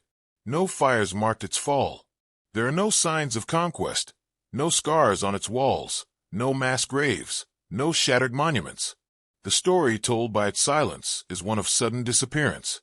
The plazas emptied, the pyramids left to drifting sands, the flutes and drums silenced by time. Why did they leave? The question still hovers like a ghost over the Soup Valley. Some scholars believe environmental change struck the final blow. Evidence suggests a prolonged drought may have crippled Carol's agriculture. Without the vital river waters, the fields would have withered. Trade networks, dependent on cotton and food surpluses, would have faltered. The delicate balance Carol had maintained with its harsh environment may have finally tipped beyond repair. Other theories point to shifting trade routes. As neighboring cultures grew and new centers of power emerged along the coast and inland, Carol's influence may have declined. Perhaps the goods they once supplied, cotton textiles, dried fish, were no longer enough to sustain their role as a dominant city. Slowly, the lifeblood of commerce drained away. Still others whisper of internal decline. Without written records, we can only imagine political struggles, religious upheavals, or simple exhaustion after centuries of growth. Even peaceful societies can fracture under pressure when survival becomes uncertain. Whatever the cause, the departure appears to have been gradual. Not a sudden flight, but families likely leaving one by one in search of greener valleys, stronger rivers, new beginnings. Children who once ran through Carol's plazas grew up telling stories of a lost city behind them, stories that eventually turned into legends. The desert reclaimed what humans had built. Winds carried fine sand over the stone temples. Flutes lay buried beneath shifting dunes. What had once been a vibrant hum of civilization became a field of silent mounds, asleep for nearly 4,000 years. Carol remained hidden, a whisper beneath the sands, until the world finally heard its voice again in the late 20th century. In the 1990s, Peruvian archaeologist Ruth Shady led a team into the Soothe Valley, driven by curiosity and a growing sense that these hills might hold secrets no one had yet uncovered. What they found would rewrite the history of human civilization in the Americas. Layer by layer, the sand was carefully removed. Beneath it emerged carefully cut stone walls, staircases, sunken plazas, pyramids, a city far older than anyone had imagined. Radiocarbon dating confirmed the unthinkable. Carol was over 4,600 years old, thriving at the same time as the earliest civilizations of Mesopotamia and Egypt. It was a discovery that shook the foundations of archaeology. Before Carol, scholars believed civilization in the Americas developed much later, in the shadow of old world empires. Carol changed everything. It proved that the Americas birthed monumental architecture, complex urban life, and independent social organization long before the rise of the Inca or the Maya. Ruth Shady and her team uncovered not only stones and rubble, but musical instruments, fishing nets, rows of textiles, ancient knotted records, and offerings to the gods. Each artifact told the story of a people who built a society with vision, intelligence, and profound creativity. The rediscovery of Carol was more than an academic triumph. It was the resurrection of a civilization that had slept beneath the desert for thousands of years. Now, under the open sky once again, its plazas kissed by the same winds that once carried the sounds of flutes and children's laughter. Carol is recognized as a UNESCO World Heritage Site, a fragile, priceless link to the earliest traces of humanity's dreams to build, to belong, to believe. The sands hid Carol well, but in the end, the stones endured, waiting for someone to listen, to see, to remember. Carol stands today as a silent giant, a reminder that the roots of civilization reach far deeper than we once believed. Among its pyramids and plazas, the ancient stones whisper a story that reshapes our understanding of humanity's journey. Not a story of conquest and bloodshed, but of harmony, ingenuity, and hope. Long before the towering empires of Greece, Rome, or even Egypt, the people of Carol were already building something extraordinary. They raised pyramids without the wheel. They mapped the stars without written records. They built a prosperous society rooted in trade, music, ritual, and engineering, all without leaving scars of war upon the land. In an age so often defined by conflict, Carol offers another vision of what civilization can be. A society that values connection over conquest, knowledge over domination. It reminds us that complexity does not require violence, that greatness is not measured by how many armies march across a battlefield, but by how a community comes together, to build, to create, to dream. The legacy of Carol stretches far beyond the dry sands of the Soothe Valley. It challenges the old assumption that civilization had a single cradle, that urban life and monumental architecture first belonged to the old world. Carol proves that humanity's spirit of innovation and aspiration arose independently in many corners of the earth, shaped by different hands, yet moved by the same eternal desires, to endure, to celebrate, to reach the divine. Today, walking among Carol's time-worn ruins, you can almost hear it still, the pulse of the drums, the low hum of flutes, the murmur of merchants trading in the plazas, the laughter of children running through stone alleyways beneath a sky of endless stars. Their lives, their dreams, their stories are still etched with us, in the bones of the earth. Carol teaches us that even when civilizations fall, their spirit can endure, sleeping beneath the sands, waiting to be remembered, waiting to inspire once more. In the great timeline of human history, Carol shines not merely as a relic of the past, but as a beacon for the future, a reminder that even in the harshest deserts, even beneath the heaviest sands, the seeds of wonder, wisdom, and peace can take root and build a world that reaches for the stars.